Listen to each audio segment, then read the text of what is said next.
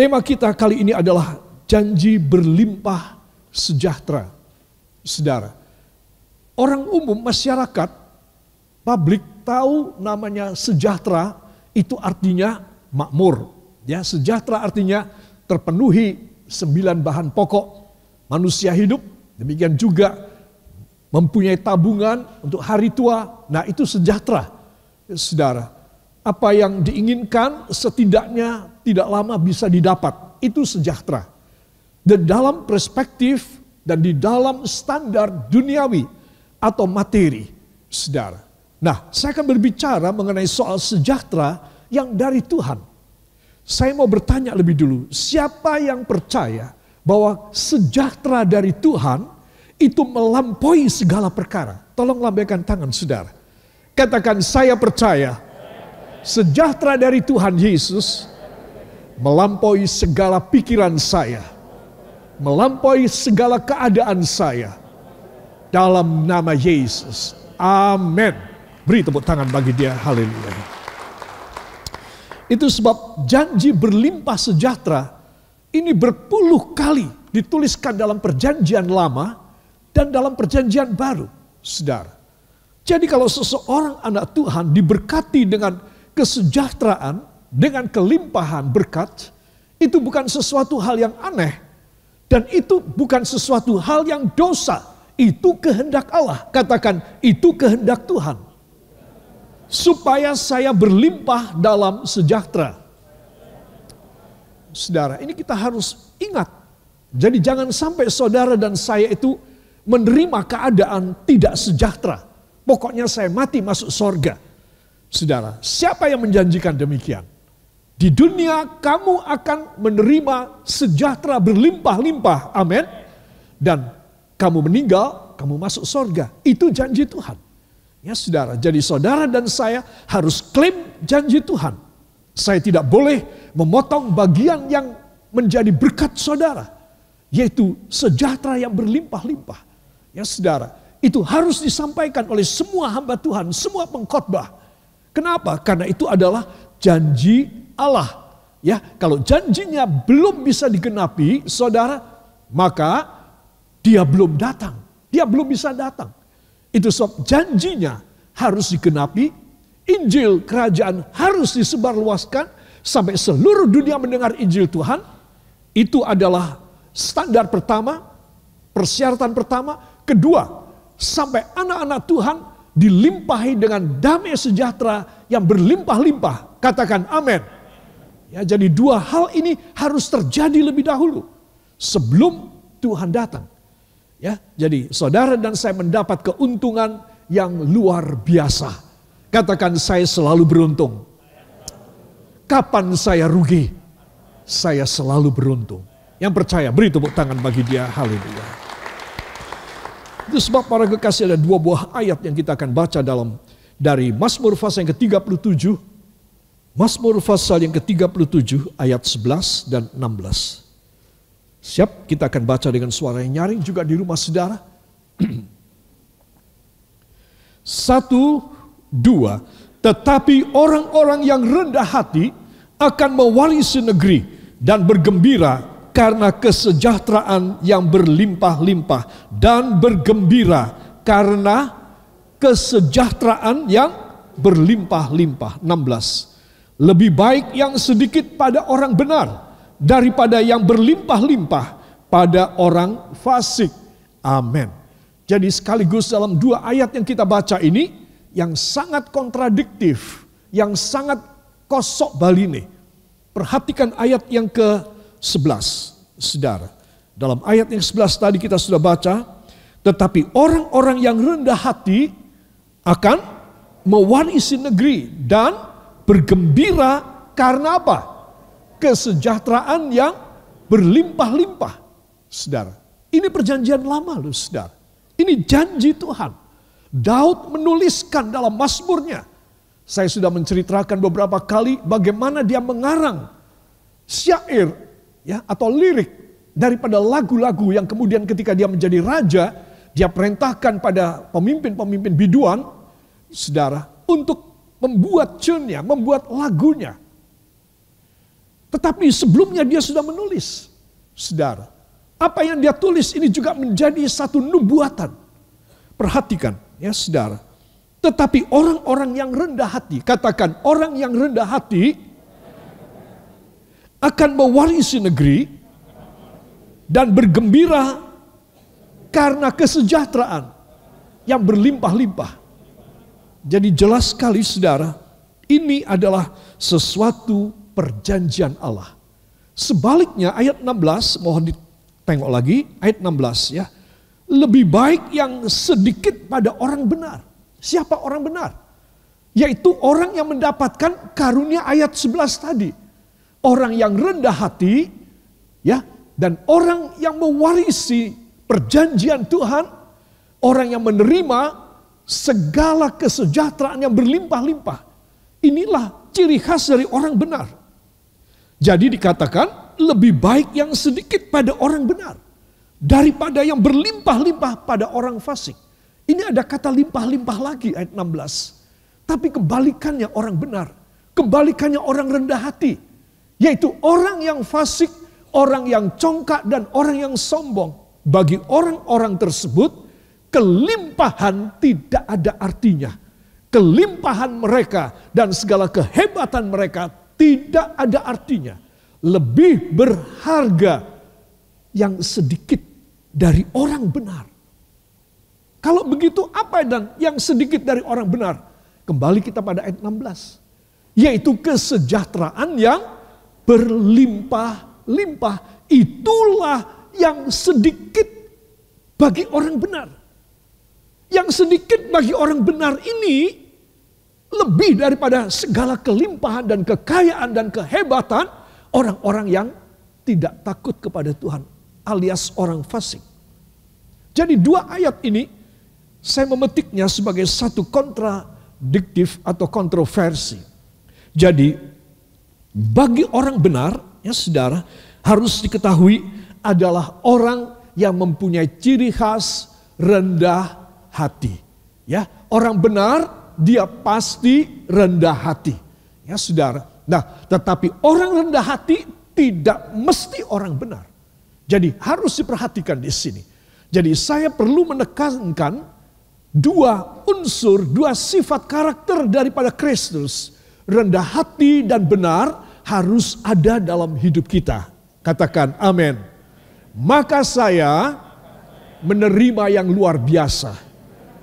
Sedikit saja bagi saya, di tangan Tuhan menjadi lebih berlimpah daripada kekayaan orang fasik.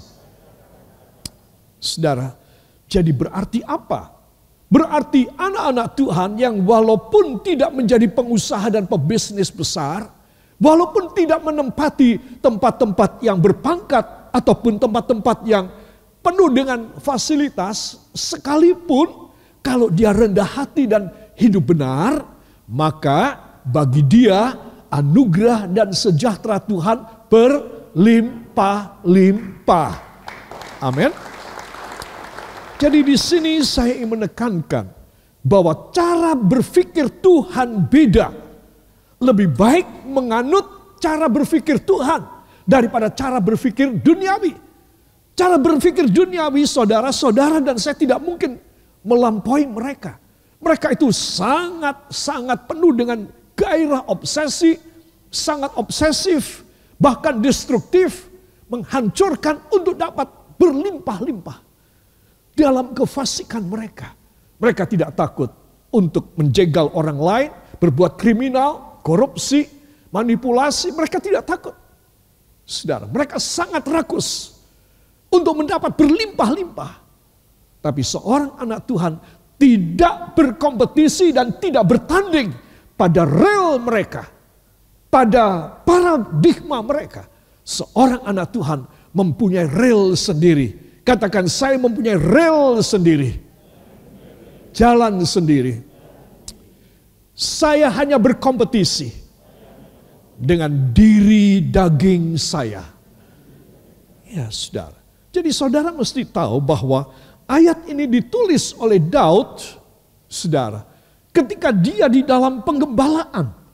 Jadi saudara, dia tahu aspek daripada orang hidup. Kenapa? Karena dia miskin. Seorang gembala, ya saudara, adalah pekerjaan yang sangat hina di kalangan manusia pada waktu itu, bangsa manapun sama.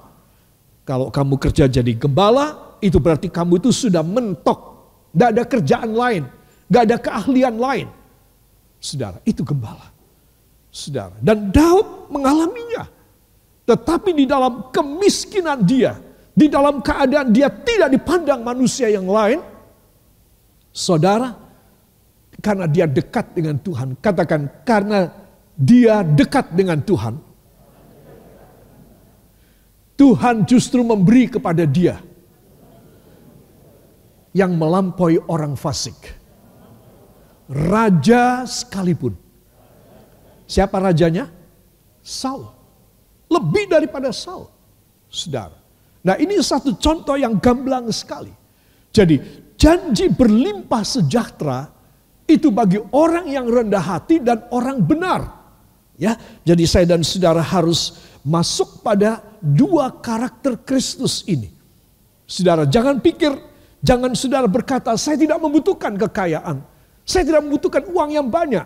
Kalau Tuhan mau mempercayai saudara, kenapa saudara menolak? Karena saudara bisa pakai itu untuk kemuliaan Tuhan. Untuk kemuliaan Tuhan. Amin. Iya. Jangan pakai untuk diri sendiri. Saudara.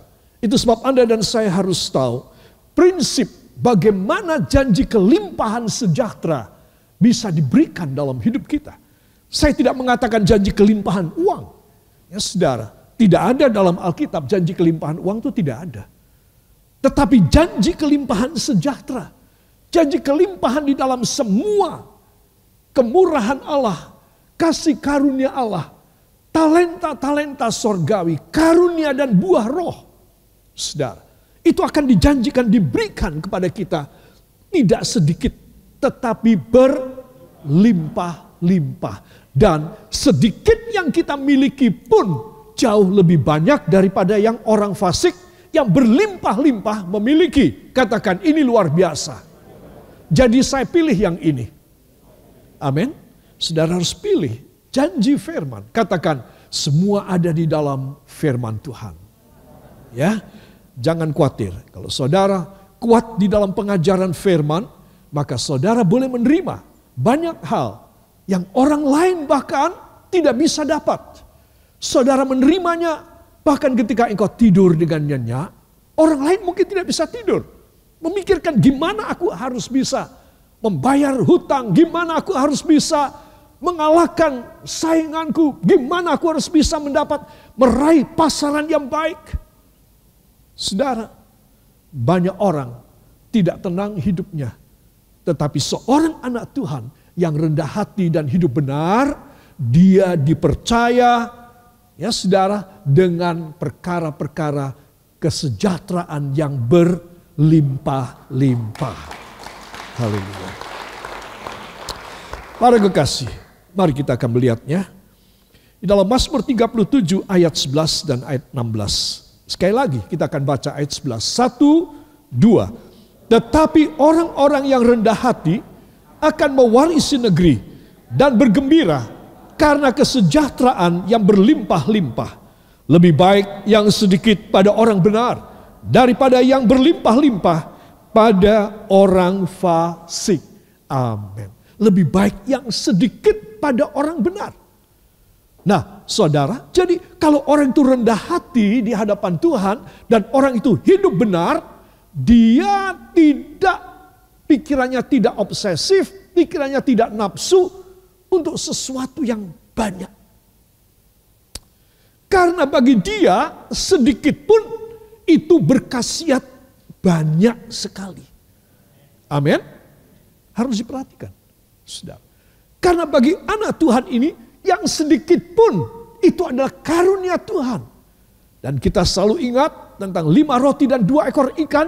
Saudara, dari yang sedikit Tuhan memberkati sampai berlimpah-limpah. Jadi seorang anak Tuhan, perspektif hidupnya dan tujuan cita-cita hidupnya bukan meraih banyak, tetapi mendapat kepercayaan Tuhan. Katakan, ini lebih luar biasa. Ini lebih jitu. Ini lebih kualitas. Amin. Saya yakin saudara, ketika saudara mempunyai biaya ataupun uang yang cukup, saudara akan mencari barang yang berkualitas. Ketika saya tidak punya uang, apa adanya deh, saya akan terima. Ya, umpamanya tidur di bawah, no problem. Makan seadanya, tidak masalah. Tapi ketika saya mulai ada kemampuan, saya merubah tata cara dan tradisi saya yang kurang baik tersebut. Dan Tuhan memberkati. Itu sebab saudara mesti tahu, pikiran seorang anak Tuhan harus lebih dahulu sesuai dengan karakter Kristus. Ya, dari pelajaran kita, nomor 1 apa? Rendah hati. Nomor 2, benar. Amin. Yang mau beri tepuk tangan bagi dia. Haleluya. Kesimpulannya, hidup benar bisa mengubah yang sedikit menjadi berlimpah-limpah. Ini kesimpulannya. Jadi saudara dan saya dari 2 ayat ini, kita dibesarkan hati kita. Anakku, kamu jangan khawatir. Mungkin kamu tidak punya pendidikan, kamu tidak punya pengalaman, kamu tidak punya modal, kamu tidak punya orang yang membackup kamu. Kamu tidak dibukai jalan. Asal kamu mau maju, orang mempeti jalanmu. Terus orang menghambat kamu. Anakku, serahkan hidupmu kepadaku. Aku yang menangani semuanya. Aku bisa bikin semuanya luar biasa. Jadi ini adalah perjanjian Tuhan, kesimpulannya. Orang yang hidup benar bisa mengubah dari yang sedikit menjadi berlimpah-limpah. Jadi saudara mesti tahu di situ. Kerendahan hati dan kebenaran. Beri kemuliaan yang baik bagi dia. Haleluya. Saudara yang kekasih, marilah saya ingin menunjukkan kepada saudara. Mau tambah saldo bersih Anda? Nah, saya harus mengulas sedikit tentang saldo. Karena kesejahteraan berlimpah-limpah, saudara, ini juga menyangkut soal saldo bersih. Katakan saldo bersih. Bukan yang kotor. Ya, saudara, kemarin saya sudah menunjukkan kisah dari Bilangan 11 ayat 21 sampai 23 ketika bangsa Israel mau membunuh pemimpinnya Musa dan Harun dengan merajam batu karena mereka kepingin daging. Mereka berkata sangat kurang ajar di hadapan Tuhan. Kami muak, kami mau muntah kalau makan mana dari sorga. Coba, menurut saudara, Tuhan mendengar apa tidak? Wah, cilaka sekali, Tuhan mendengar. Kalau Tuhan tidak mendengar, no problem. Masalah besar timbul karena Tuhan mendengar. Saudara. Nah, itu sebab kita harus berhati-hati. Nah, apa yang terjadi kemudian saya sudah jelaskan. Kemudian Tuhan berkata, Musa, kamu tidak usah begitu macam-macam teriak-teriak, nangis-nangis, histeris kepadaku. Enggak usah, tenang. Mereka minta daging, tak kasih daging. Bukan cuma sehari, 2 hari, 3 hari. Tuhan berfirman, aku akan memberi kepada mereka daging sebulan penuh. Berapa hari? 30 hari. Aku akan beri mereka 30 hari. Daging sampai mereka benar-benar muntah dan muak. Karena mereka sudah menghina aku. Coba.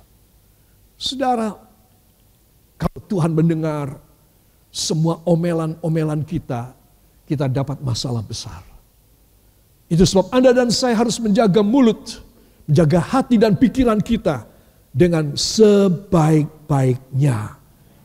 Saudara, kalau Tuhan mendengar kiranya yang indah dari isi hati saudara, dari pujian penyembahan saudara, dari kesaksian saudara, dari share saudara, kiranya Tuhan mendengar yang indah. Jangan Tuhan mendengar yang tidak baik. Saudara, dan itu yang terjadi. Saudara, sesungguhnya Tuhan memberi kepada mereka daging. Musa berkata begini, Tuhan, apakah cukup kambing, domba, lembu, sapi Tirukan, kambing, domba, lembu, sapi. Ya, jadi hewan, ternak dari yang kecil, saudara, sampai yang gede. Musa berkata, Tuhan, tidak cukup kambing, domba, lembu, sapi disembelih untuk lebih dari 2 juta orang. 600.000 laki-laki yang berjalan kaki. Belum istri mereka, belum anak-anak mereka, belum orang tua mereka yang sudah sepuh. Tuhan, begini banyak. Kalaupun engkau memberi ikan, tidak cukup samudra menghasilkan ikan buat bangsa kami ini. Begini banyak orangnya. Semua kelaparan minta daging. Saudara, dan Tuhan berkata ayat 21, apakah kurang mampu tanganku? Kurang panjang tanganku untuk mengadakan semuanya. Musa, engkau akan melihat mulai siang ini aku akan memberikan daging kepada kamu. Tuhan memberi apa, saudara? Burung puyuh yang terbangnya rendah. Sehingga anak-anak bisa menangkap juga. Dan itu terjadi 1 bulan. Tetapi ada satu hal yang istimewa. Yaitu Tuhan berkata, apakah aku tidak mampu? Sekarang engkau akan melihat Musa bahwa aku mampu. Katakan bahwa Tuhan selalu mampu untuk memenuhi segala kebutuhan saya. Keinginan hati saya yang benar. Dalam nama Yesus. Dia selalu mampu. Jadi saudara harus tahu, saudara, bahwa inilah yang dibutuhkan untuk bisa mendapat. Saldo bersih adalah 1, iman kepada firman. Katakan iman kepada firman. Ya, dan kemudian yang kedua adalah tindakan iman. Jadi tindakan iman ini akan membuat berlimpah. Saldo Anda akan berlimpah. Ya saudara, dan iman tidak cukup. Kalau hanya iman saja, tanpa perbuatan, tanpa tindakan, saudara yang kekasih, maka saudara tidak mendapatkan kesejahteraan yang berlimpah-limpah dalam hidup saudara. Saudara ingin berbakti di gereja, tapi hujan. Tuhan, engkau tahu hamba ingin, tapi karena hujan gimana Tuhan? Padahal saudara punya mobil, saudara punya motor dengan jas hujan, saudara bisa naik kendaraan umum.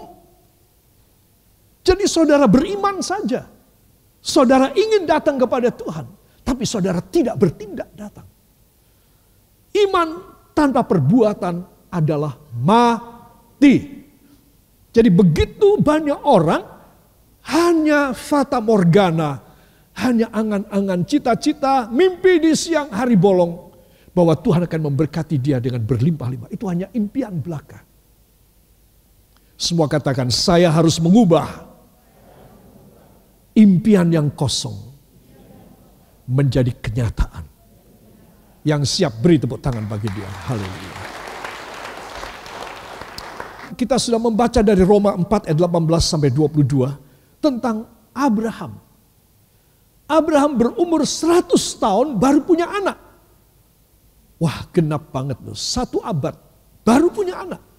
Istrinya 90 tahun baru bersalin. Saudara yang kekasih, itu akibat dari apa? Dari tindakan iman Abraham. Dia bukan cuma keluar pada malam melihat bintang-bintang dan menghitung. Aduh, tidak bisa dihitung lagi. Tuhan, saya sampai pusing mau menghitung bintang, gak bisa. Engkau perintah menghitung, aku tidak bisa. Bintangnya berubah terus. Dia masuk ke kemahnya dan dia tidur. Besok malam dia keluar lagi, dia mencoba menghitung lagi. Saudara, tidak menjadi kenyataan. Tetapi dia tidak berubah. Setia kepada Tuhan, percaya kepada Tuhan, dan dia bertindak dengan iman dia. Saudara, itu sebab bagaimana saudara bisa mendapat, saya bisa mendapat kesejahteraan berlimpah-limpah atau saldo bersih dalam hidup kita. Katakan, saya pertama-tama harus beriman.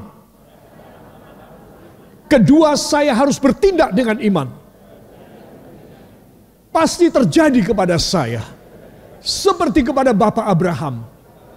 Dalam nama Yesus. Amin. Haleluya.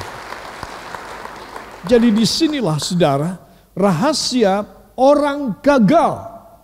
Sehingga mereka menjadi kecewa kepada Tuhan. Tidak jemaat, tidak pendeta. Ya saudara, banyak sekali orang Kristen itu kecewa sama Tuhan. Saudara, kalau seorang hamba Tuhan yang berkhotbah macam saya ini, kalau tidak mendapatkan janji Tuhan, kecewanya lebih nemen, lebih dalam daripada jemaat. Itu sebab saudara mesti tahu bahwa kenapa itu kesalahan saya sendiri, kesalahan Anda sendiri. Kita cuma bisa beriman, tapi kita tidak bisa dan tidak berani bertindak. Bertindak dong. Saudara, Tuhan berkata, kalau kamu mau diberkati, kembalikan persepuluhanmu. Tuhan, hamba kalau sudah kaya mau mempersembahkan persepuluhan, engkau tetap miskin sampai mati. Apa sebab? Karena engkau tidak punya iman. Imanmu itu mati karena engkau tidak bertindak. Saudara, hanya mereka yang bertindak saja. Tuhan, hamba mau datang ke rumahmu Tuhan. Biarpun hujan, hamba akan menunjukkan kepadamu. Hamba percaya bahwa engkau mencatat dan merekam semua perjalanan iman hamba. Nah, ini orang Kristen yang rendah hati dan hidup benar. Maka Tuhan pasti memberkati dia sesuai dengan janji firman. Amin. Tidak sulit caranya saudara dipercaya dengan berkat itu, tidak sulit. Sama sekali, babar belas, mudah. Kalau Anda bertindak dengan iman Anda, maka Anda pasti akan mendapatkan. Tapi kalau Anda cuma berfata morgana dan berdoa dengan iman, tapi tidak ada tindakan iman, engkau cuma mimpi di siang hari bolong. Itu sebab para kekasih, tinggalkan riwayat sejarah yang tidak berbuah. Tinggalkan riwayat sejarah yang engkau setengah mati dan rekoso dalam hidupmu. Yaitu ketika apa? Ketika engkau hanya cuma bisa beriman. Dibaptis, percaya, dibaptis, mati masuk sorga. Itu syarat pertama saja. Ada syarat 2, ada syarat 3. Saudara. Jadi pada akhirnya ketika mati tidak masuk sorga. Padahal sudah dibaptis. Saudara. Kenapa? Karena imannya kosong. Tidak ada perbuatan iman. Saudara, makanya seorang anak Tuhan seringkali dia kecewa banget kepada Tuhan. Jangan salahkan Tuhan. Salahkan diri kita sendiri. Karena kita teledor. Kita tidak sesuai dengan kehendak Tuhan. Ya, itu sebab anak-anak Tuhan, saya ingin supaya kita semua berubah. Supaya kesejahteraan yang berlimpah-limpah benar terjadi dalam hidup Anda. Yang mau beri tepuk tangan bagi dia. Haleluya. Angkat 2 tangan, ucapkan terima kasih kepadanya. Terima kasih Bapa. Terima kasih Yesus. Terima kasih Roh Kudus. Engkau telah berkenan memberikan pembukaan rahasia firman tentang bagaimana hidup kami bisa berlimpah-limpah dalam kesejahteraan. Dan bagaimana kami harus menawan pikiran kami. Bagaimana kami harus rendah hati dan benar. Dan kami percaya kami akan pulang setelah menerima firman ini. Mujizat terjadi. Hanya di dalam nama Tuhan Yesus Kristus. Juru selamat dan penebus kami. Dan kita semua mengaminkan. Amin. Beri kemuliaan yang baik bagi dia.